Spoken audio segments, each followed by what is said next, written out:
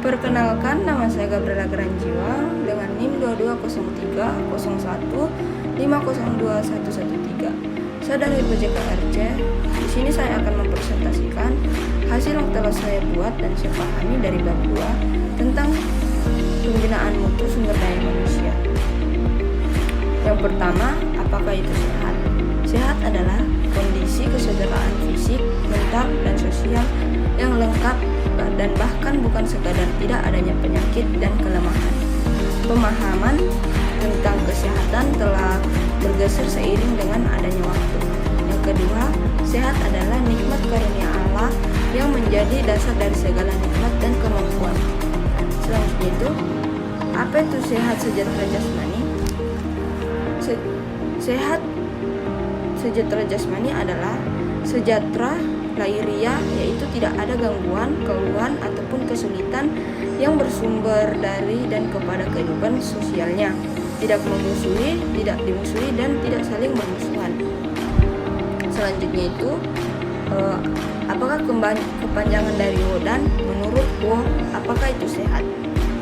Jadi, WO itu adalah kepanjangan dari World Health Organization, yang dimana sehat adalah sejahtera paripurna atau sejahtera seutuhnya, yaitu sejahtera jasmani, sejahtera rohani, dan sejahtera sosial. Lalu, apakah ada manusia yang sehat paripurna memenuhi kriteria sehatnya?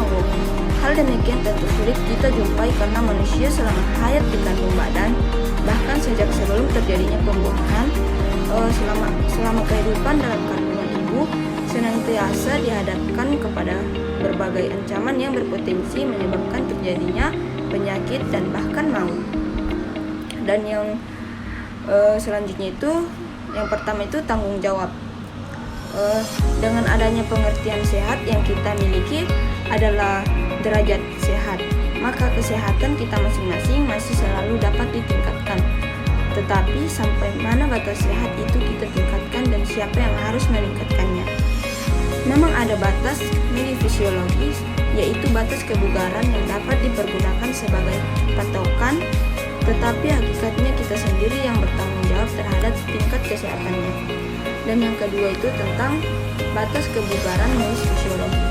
Bagaimana kita tahu di mana batas itu? Inilah pentingnya kehidupan bersama, pentingnya saling menolong, dan pentingnya saling melayani. Pentingnya kehidupan bermasyarakat, betapa kita perlu bantuan, pertolongan, dan layanan dari orang lain.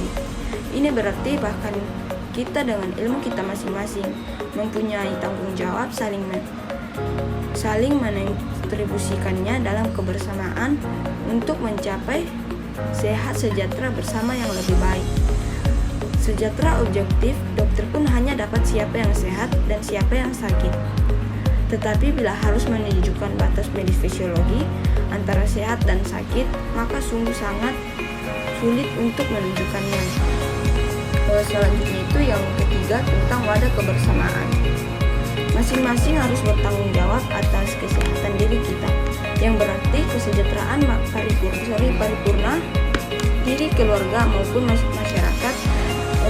Diperlukan wadah untuk mewujudkan kegiatan nyata pembinaan mutu sumber daya manusia yang bersifat saling menguntungkan secara timbal balik, saling melayani sesama anggota untuk dapat mewujudkan sejahtera jasmani, rohani maupun sosial.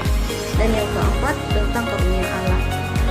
Setiap orang yang sehat, yaitu orang yang sehat lahir jasmani, batin rohaninya, sesungguh hanya merupakan orang-orang yang mendapat limpahan rahmat dan berkat karunia Allah. Yang terakhir itu tentang 5 pendidikan.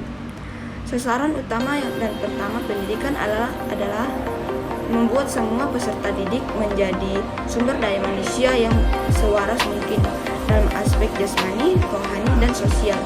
Lembaga tinggi kependidikan khususnya keluargaan sungguh memikul tanggung jawab yang sangat berat untuk menghasilkan sumber daya manusia dengan kualitas demikian. Karena lembaga inilah mempunyai akses untuk berperan mencapai